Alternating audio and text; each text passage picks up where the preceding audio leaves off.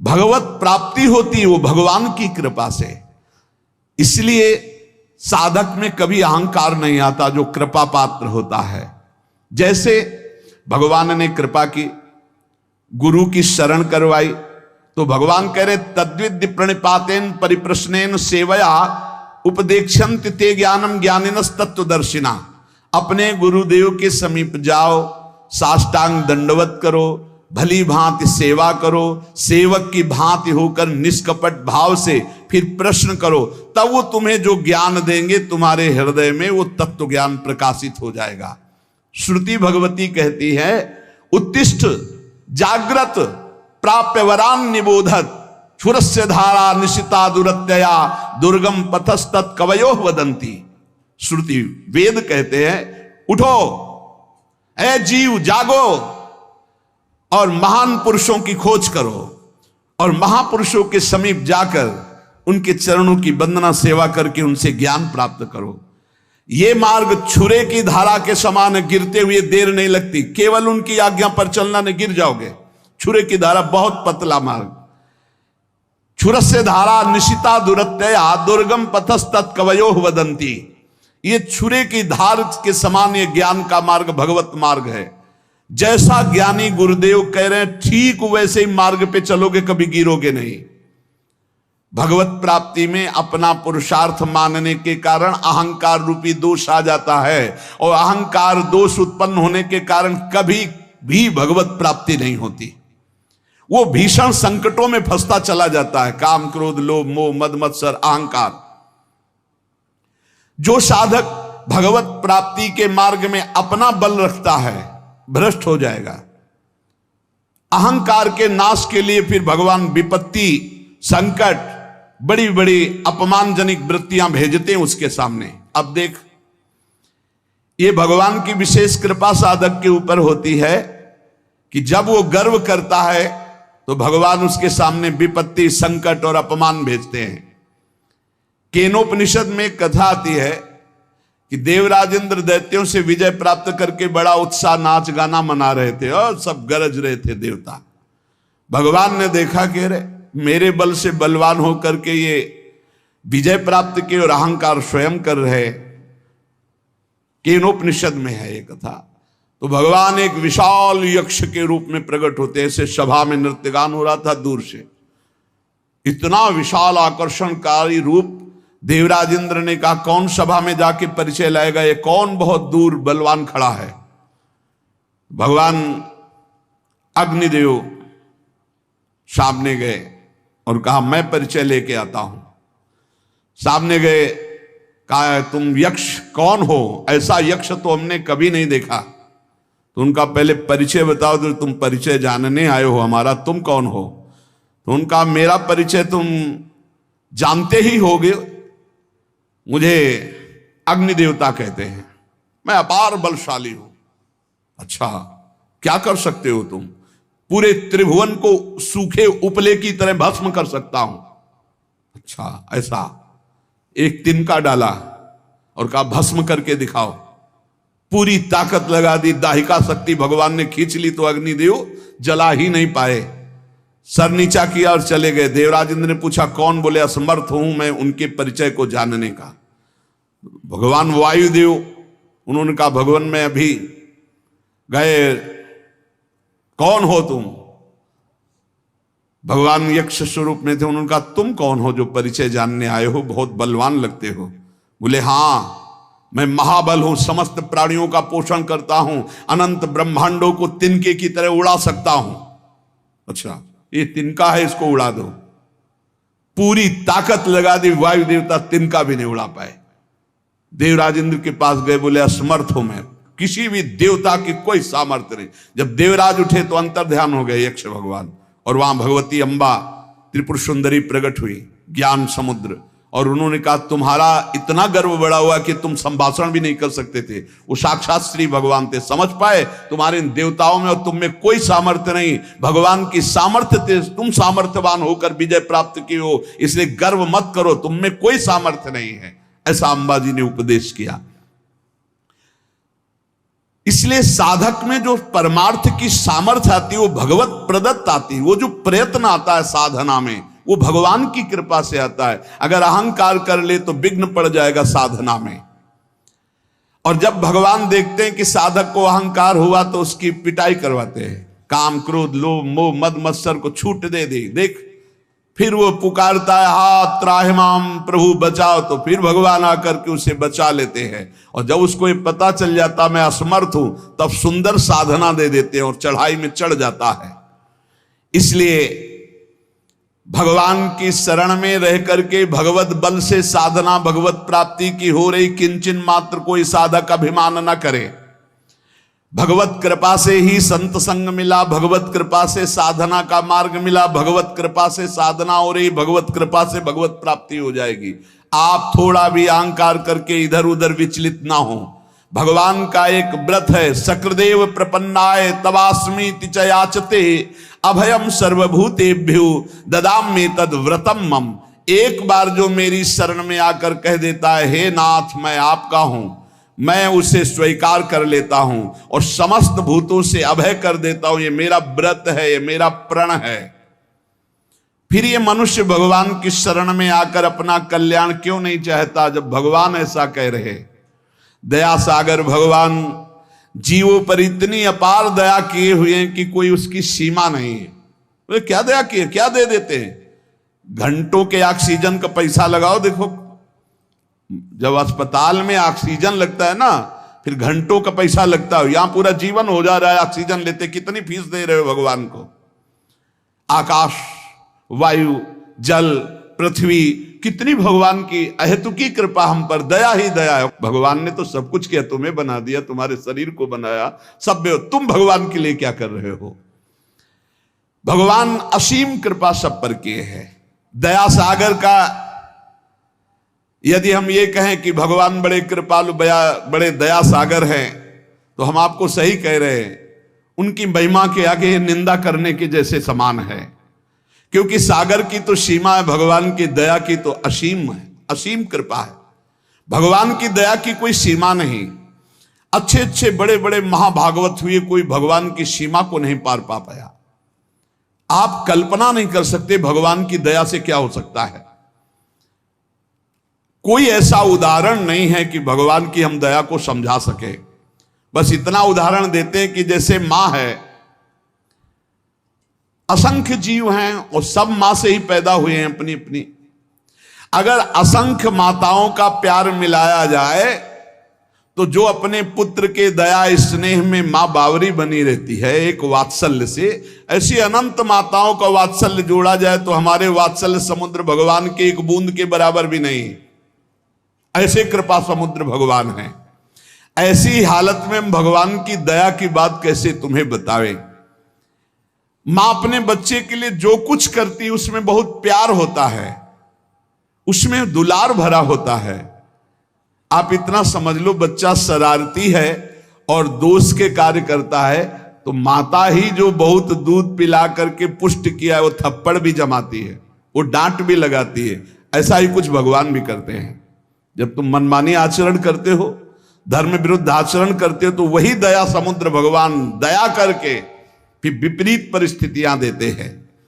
वो रोता है, लेकिन देखो एक बात यहां ध्यान रखना है, जब बच्चे को मां मारती तो बच्चा दूसरी तरफ नहीं भागता, मां की तरफ ही भागता है। ये खास बात है। मां मार रही तो भी वो गोदी में उसी की चढ़ना चाहेगा, यही खास बात है। बच्चा किसी और का आश्रय नहीं ले सकता। ऐसे ही शक्रदेव प्रपन्नाय तवास्मीति च याचते। कैसी भी परिस्थिति दुख की हो, भक्त को भगवान को ही पुकारना चाहिए। परिस्थिति तभी आती है जब अहंकार कोई न कोई, किसी तरह का अहंकार, तभी विपरीत परिस्थिति आती है। अगर कोई उससे कहे कि देखा ना मामा कहता था, पीटा ना तेरी मां ने, अब तू कहां जाएगा, तो मामा ही कहेगा, मां की तरफ ही भागेगा। ऐसे ही हमें हरि हरि पुकारना है, हरि की तरफ ही चलना चाहिए जितनी विपत्ति आ जाए। इस बात पर बहुत ध्यान देना चाहिए। और जब वो मां पीट लेती है और बच्चा दौड़कर मां की तरफ जाता है तो हृदय से लगाती, आंसू पोंछती, कहती बहुत आज पीटा ना, देखो तू क्यों उपद्रव करता, मैं नहीं चाहती तुझे पीटना पर तू उपद्रव करता, मुझे पीटना पड़ता। ऐसे हरि फिर दुलार करते हैं, ऐसे हरि आंसू पोंछते हैं किसी न किसी रूप में आकर के।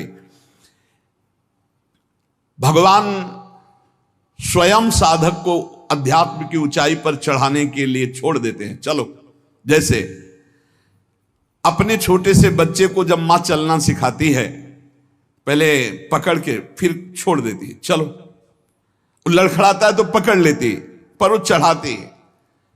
बच्चे को चलना भी वही सिखाती है और मालिश भी वही तेल की करती है, पैरों को पुष्ट भी वही कर, पूरा का पूरा कार्य भगवान कर रहे हैं।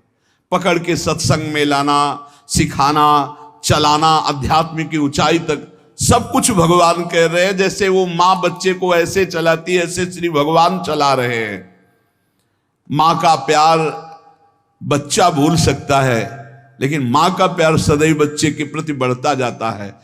मां स्वार्थी भी हो सकती है क्योंकि माया जनित उसका प्यार है। भगवान का मायातीत प्यार है, वो हर स्थिति में बढ़ता रहता है। इसलिए इस रहस्य को जानने वाला पुरुष भगवान की दया और करुणा पर विश्वास करके अन्य आश्रय कभी नहीं लेता।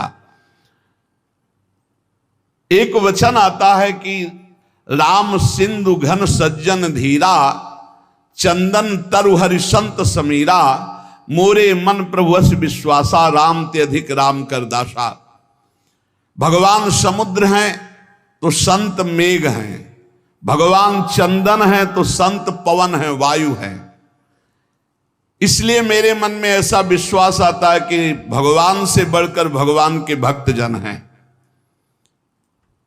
समुद्र जल से परिपूर्ण है, परंतु वो जल किसी काम में नहीं आता, ना कोई उसे पीता है, ना वो खेती सींचने के काम में आता है। लेकिन जब बादल बनकर के बरसता है तो मोर, पपीहा, खेती, पूरे जगत को आनंद की लहर बरसाता है। इसी प्रकार परमात्मा सच्चिदानंद घन समुद्र है, लेकिन संत जन बादल बनकर के उसी समुद्र से, उसी आनंद से आनंद लेकर बरसाते हैं। तभी सबके हृदय में क्षमता, शांति, प्रेम, जितेंद्रियता, बुद्धिमत्ता ये सब बढ़ने लगती है। साधक रूपी मोर, पपीहा ये सब आनंदित हो उठते हैं जब संत रूपी मेघ गरजते और बरसते हैं। उनकी गर्जना, उनकी वर्षा आनंद सिंधु भगवान की वर्षा है। आनंद सिंधु समुद्र से आनंद लेकर वर्षा करना है। जैसे चंदन में सुगंध होती है, परंतु वायु स्पर्श न करे तो बगल के वृक्ष तक नहीं पहुंच सकती, और वायु स्पर्श करती तो दूर दूर के नीम बबूल भी चंदन की तरह सुगंधित हो जाते हैं। ऐसे ही संत जन, भक्त जन, भगवान है चंदन और ये है वायु। ये दूर दूर तक नीम बबूल जैसे स्वभाव वाले दुष्ट जन भी संत वाणी के द्वारा अपने जीवन का परिवर्तन करके महात्मा बन गए, संत बन गए। हिंसक, चोर, व्यभिचारी ये उनकी वाणी के प्रभाव से भगवदानंद का अनुभव करने वाले ब्रह्म ऋषि महात्मा बन गए।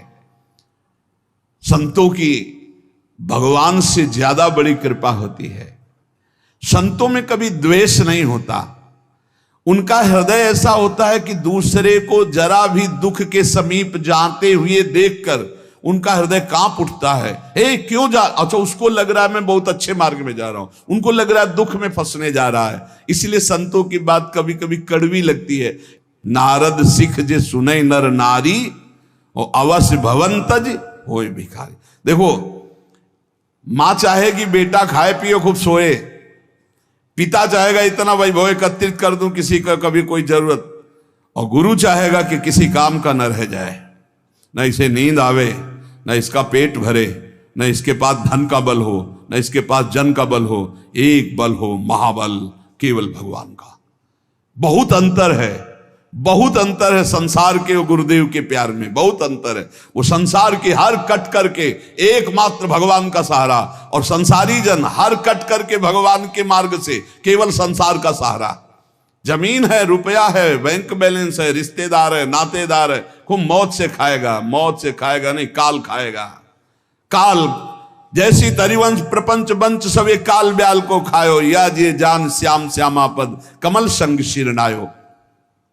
भगवान की दया में साधक में कायरता नहीं आ जाती, ध्यान रखना। अब सब भगवान की दया से हो जाएगा ऐसा नहीं, वो कायर नहीं होता, वो बहुत ही कार्य प्रवीण होता है। जो गुरुजनों ने सेवा, जो भजन, जो उसमें लगा है, पर भरोसा भगवान की कृपा का है कि भगवान की कृपा से नाम जप हो रहा है, भगवान की कृपा से वृंदावन वास हो रहा है, भगवत कृपा से संत समागम, भगवत कृपा से हमसे साधन भजन बन रहा है। कितनी भी बुराई क्यों न हो संत महापुरुष की, वो उसका कल्याण ही चाहेंगे। ये संतों का, कितनी भी बुराई क्यों न कर लो, तुम ही कर लो, वो कभी बदला लेने की इच्छा नहीं कर सकते। आप उनका अपमान भी कर दो, तुम्हारा हित ही करेंगे। वो तुम्हें दुर्गुण दुराचार से, माया से हटा करके भगवान में ही तन्मय करेंगे, तभी। ये ड्यूटी है। हरई शिष्य धन शोक न हरई, सो गुरु घोर नरक मा पर। तुम तो जहां जाओगे जाओगे, तुम्हारी जिम्मेवारी हुई, उनको भी जाना पड़ेगा। हरई शिष्य धन शोक न हरई, सो गुरु घोर नरक मा पर। गुरु शिष्य अंध बधिर कर लेखा, एक न सुनई एक ने। गुरु देख नहीं रहे कैसे चल रहा, और शिष्य सुन नहीं रहे कि गुरु कह क्या रहे। भगवान और भगवान के संत करुणा के भंडार है। हम संसार में गोते खा रहे हैं, वो अपने दर्शन से, स्पर्श से, चिंतन से, उपदेश से सबको माया प्रपंच से हटा हटा कर श्री भगवान में लगाते हैं। लोगों को पवित्र करने वाले जहां प्रकट होते हैं संत जन, वो भूमि पावन होती है, वो कुल पावन होता है, वो देश पावन होता है। जिसका चित्त अपार संबित सुख सागर परब्रह्म में लगा है, वो जहां बैठता है वहां पावनता का प्रचार प्रसार होता है। युधिष्ठिर जी महाराज विदुर जी से कहते हैं कि भवद्विधा भागवतास तीर्थ भूता स्वयं विभु, तीर्थी कुर्वन्ति तीर्थानि स्वांतास्थेन गदाभृत। हे स्वामी, हे विदुर जी, आप सरीखे भगवत भक्त महात्मा जो निरंतर भगवान के चिंतन में डूबे हैं, तीर्थ रूप होते हैं। पापियों के द्वारा स्पर्श करने से तीर्थ भी मलिन हो जाते हैं, और आप जैसे भगवत स्मरण करने वाले महात्मा जब तीर्थों में अवगाहन करते हैं तो तीर्थ निष्पाप हो जाते हैं। तीर्थी कुर्वन्ति तीर्थानि स्वांतास्थेन गदाभृता।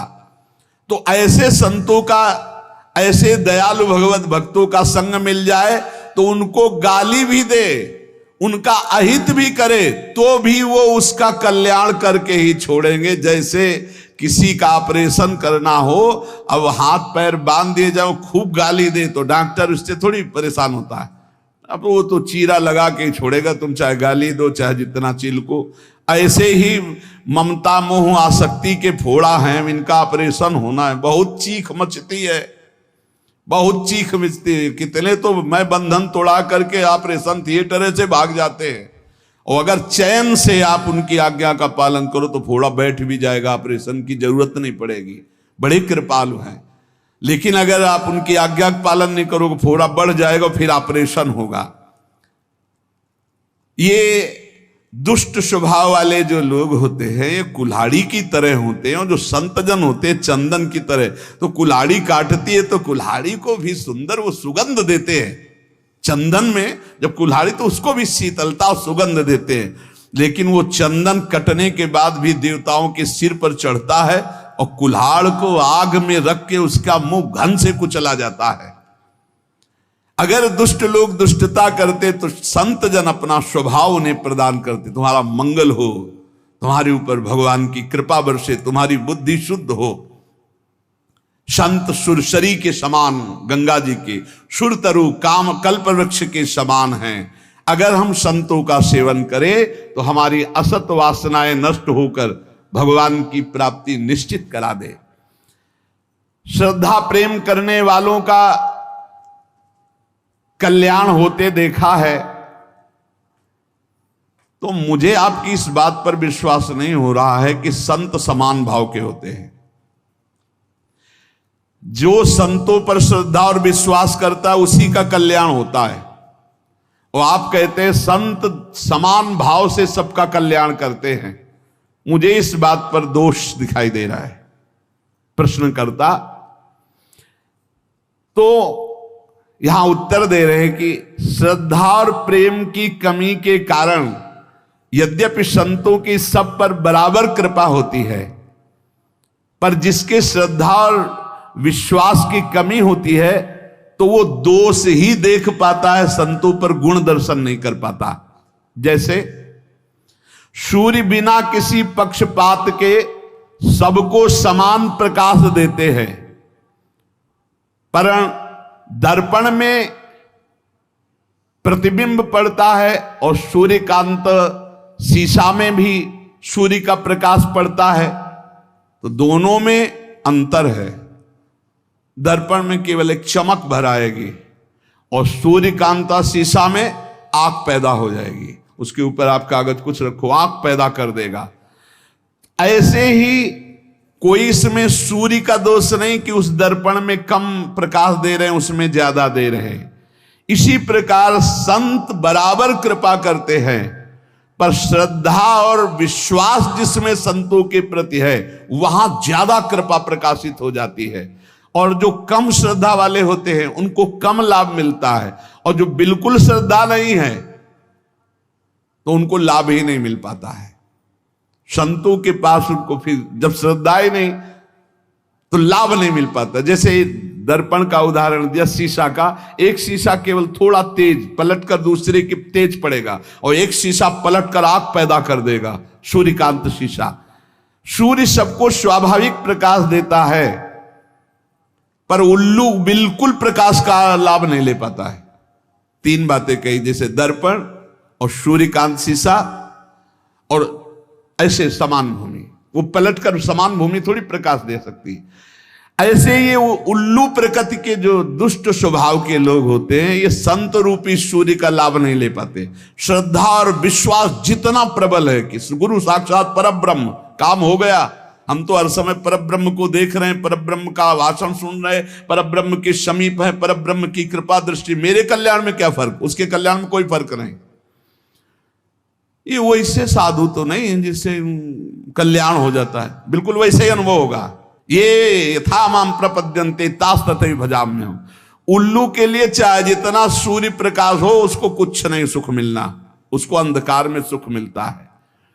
ऐसे ही चंद्रमा सर्वत्र बिखरी हुई चांदनी को सुख प्रदान करने के लिए, लेकिन चोर को बुरा लगता है चांदनी, इसमें चंद्रमा का दोष क्या है? ऐसे ही संत महापुरुष परोपकार के लिए, पर जो नीच प्रकृति वाले, चोर प्रकृति वाले, उल्लू प्रकृति वाले हैं, वो संतों से द्वेष करते हैं, उनको गाली देते हैं, उनकी निंदा करते हैं, और इसका फल होता है कि वो दुर्गति को प्राप्त होते हैं। यदि कहा जाए ऐसे दयालु पुरुष प्रत्यक्ष जो भगवत प्राप्त महात्मा है, तो उनकी बुद्धि क्यों शुद्ध नहीं हो गई? दुष्ट है तो उनकी बुद्धि क्यों शुद्ध नहीं हो गई? इसका उत्तर है कि संतों का गुण, प्रभाव और तत्व बिना श्रद्धा के नहीं आप लाभ ले सकते। श्रद्धावान लभते ज्ञानम, जितनी जोर की श्रद्धा संत पर, जितनी जोर की समर्पण वृत्ति, उतना ही लाभ। जब श्रद्धा होती ना तो हम अपनी तरफ जब देखते तो लगता है आह निहाल हो गए, आज हमको देखा, आज हमारी तरफ मुस्कुराए, आज हमसे बात किया, अरे आज तो हमारे ऊपर सर पे हाथ रख दिया, अरे हम तो निहाल हो गए। श्रद्धा विश्वास नहीं है तो दुर्योधन को कोई फर्क नहीं पड़ रहा, भगवान भी बात कर रहे हैं। कभी कभी संतों के कुछ आचरण ऐसे होते हैं जिनको हम ना जानने के कारण दोष दर्शन कर लेते हैं। एक कुत्ता एक माट रखा था, उसमें कुछ खाने का था, चीनी आदि, तो ऐसे मुंह डाला, अब मुंह तो चला गया, लेकिन जब ऐसे किया तो निकला नहीं, तो भरभरा करके उसने ऐसे दीवार में ठोका तो आधा तो टूट गया, आधा ऐसे ऊपर का हिस्सा। अब एक संत ने देखा, अरे तो कुत्ता बहुत परेशान है, लाठी उठा के, अब वो कुत्ता भागा कि इससे तो मटकी से तो बच सकते लेकिन लाठी से नहीं बच सकते। संत पीछा के कुत्ता भागता जा रहा है, आखिरकार संत दौड़कर लाठी का प्रहार किया, कहां? उसके गले में पड़े हुए उस मटकी के शेष भाग। अब वो टूटा। बाद में कुत्ते को समझ में आया मुझे नहीं मार रहे थे, ये तो हमारे बंधन को काट रहे थे, जो गले में बंधन उस माट का हो गया। कुछ ऐसा ही संतों के प्रति भी होता है। देखते हैं कि इसके गले की फांसी बनने जा रहा है, अब वो डांट रहे हैं, वो दौड़ करके उसको संभालने की कोशिश कर रहे हैं, उसको बुरा लगता है। वो कुत्ता समझ रहा था कि मटकी से तो बच गए क्योंकि फूट गई, सांस लेंगे, गले में पड़ी तो पड़ी रहे, लेकिन ये तो लाठी से खोपड़ी फोड़ देगा। लेकिन वो खोपड़ी फोड़ने के नहीं, वो मटकी का वो जो शेष भाग है उसे फोड़ने के लिए दौड़।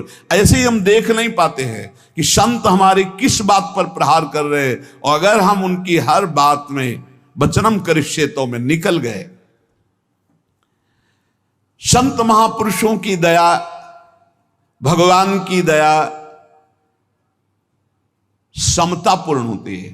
संत उसे ही कहते हैं जो विद्या विनय संपन्ने ब्राह्मणे गव्यस्तनी सुनीच सुपाके च पंडिता समदर्शिना। लोग बर्ताव से समता चाहते हैं संत से, तो कह रहे हैं कि बर्ताव में नहीं हो सकता। संत वो है जो विद्या विनय युक्त ब्राह्मण में, गौ में, हाथी में, कुत्ते में, चांडाल में समभाव देखता है, बर्ताव नहीं सम। बहुत समझना नहीं तो ये लगेगा कि समदर्शी संत नहीं है। लोग कहते हैं कि संत तो सब में समान व्यवहार करते, समान व्यवहार हो ही नहीं सकता, समान दर्शन कह रहे हैं। विद्या विनय संपन्ने ब्राह्मणे गव्यस्तनी, गाय में और कुत्ता में समान भाव रखना है, व्यवहार का नहीं, दर्शन केवल, कि कुत्ते में भी भगवान है और गाय में भी भगवान है। व्यवहार अलग होगा, खाद्य व्यवहार स्वरूप आकृति गुण व्यवहार इनको देख के किया जाता है। समता सब में भगवान की है, सब में एक आत्म स्वरूप श्री भगवान है, संत जन ये देखते हैं। अब जैसे हमारा देह समान रूप से हमें प्यारा है, ठीक है, बोले व्यवहार समान होना चाहिए, बिल्कुल समान, यहां लगेगा तो दर्द होगा, यहां लगेगा तो दर्द होगा। ये केवल दर्शन समानता का, व्यवहार में यहां भी भेद हो जाएगा। अगर भेद का अगर सही व्यवहार ना हो तो मूर्ख का आ जाएगा, नहीं। अब यहां छुआ कोई मतलब नहीं, फिर ग्रंथ छू रहे हो, नीचे के अंगों को छूने के बाद रज लगा के हाथ धोना होता है। क्यों व्यवहार में भेद किया? क्यों किया? तुम्हारा ही तो शरीर है। बोले इतना तो होगा, व्यवहार में तो भेद होगा, व्यवहार में भेद होगा, दर्शन में भेद नहीं होगा, हमारा ही शरीर है। व्यवहार में भेद स्वाभाविक होता है। आंखों का काम है देखना, कानों का काम है सुनना, इंद्रियां देखो भेद में व्यवहार कर रही हैं। इंद्रियों के द्वारा जो व्यवहार होता है वो भेद में हो रहा है। समता दृष्टि की है आंतरिक, की सब में एक भगवान है। जैसे शास्त्रीय विषमता सिद्ध पुरुषों में भी पाई जाती है, परमार्थ के पथिक को यह विषमता धारण करनी पड़ेगी। व्यवहार में विषमता और दृष्टि में समता। कैसे? बोले माता, बहन, पत्नी, तीनों स्त्री शरीर है, पर व्यवहार तीनों से बिल्कुल अलग अलग होना है। व्यवहार में समता और दर्शन में तीनों शरीरों में एक ही परमात्मा विराजमान है। हम कुत्ते को रोटी देते हैं और गाय का हरी हरी घास से पूजन करते हैं। अब हम सोचे कि कुत्ते को हरी हरी घास खवा करके पुष्ट कर दे, होगा क्या? व्यवहार में भी क्षमता है। या हम सोचे विद्या विनय संपन्ने ब्राह्मणे को हस्तनी सुनिचय सुपाके, सबको घास नहीं चल पाएगी ना। विद्या विनय ब्राह्मण जो ब्राह्मण है उसको कचौड़ी पूड़ी खवा करके, गाय को हरी हरी घास खवा के, कुत्ते को रोटी खवा दी, हाथी के लिए और बड़ा चारा डालना पड़ेगा। व्यवहार में नहीं, दृष्टि में क्षमता। ऐसे ही महान जो संत भगवत प्राप्त हैं उनके व्यवहार में विषमता होगी और दृष्टि में क्षमता होगी। उनसे जो बैर करेगा दिखाई देगा वैसा, उनके हृदय में बैर नहीं है, लेकिन वो बैर करता है इसलिए उसकी दृष्टि में दिखाई देगा। जो उनसे मित्रता करते हैं वो उनकी दृष्टि से, उनकी दृष्टि में दोनों समान है, पर व्यवहार में जब आएगा तो जो दैन्य होकर प्रणाम नमस्कार करके आर्तभाव उससे मुस्कुरा के बात करेंगे, और जो कटु और क्रूर स्वभाव वाले हैं उनसे उदासीन होकर बात करेंगे, अंतर में उनके कोई भी द्वेष नहीं है, वो समता को प्राप्त महापुरुष हैं। अनुकूल पदार्थ आएगा मुस्कुरा के पाएंगे, प्रतिकूल आएगा हटा देंगे, ये व्यवहार है, समता एक दृष्टि है। इसलिए हम संत महात्माओं की आज्ञा का पालन करें, भगवान की कृपा से सत्संग मिलता है। हम अपने जीवन को सुधारने की चेष्टा करें, निरंतर नाम जप करें। शेष चर्चा आगे। श्री राधा वल्लभ लाल की जय।